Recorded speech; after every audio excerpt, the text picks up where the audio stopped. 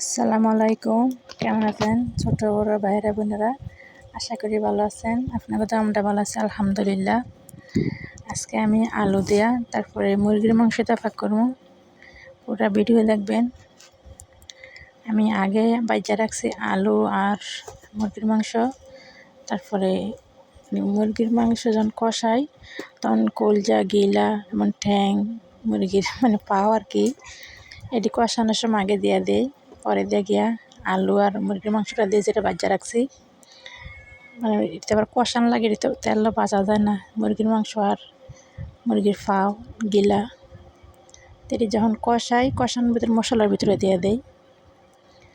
তারপরে আর ইয়ার ভিতরে দেওয়া লাগে না। পরে দেওয়া আলু আর ইয়া বাজ্যা রাখলে এটি লাস্টটা দিয়ে দিলি সারে।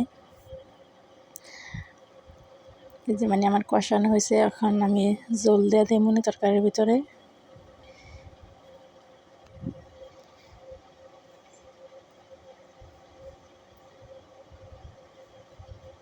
আম্মু এদিকে আইও আমার আম্মু খাওয়ার সময় দুষ্টামি করতেছে, ওর আমার হাতে খাবার দেওয়া লাগতেছে।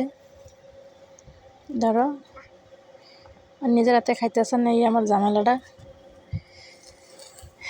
এতে আমার তরকারি পরে শেষ হয়ে আছে।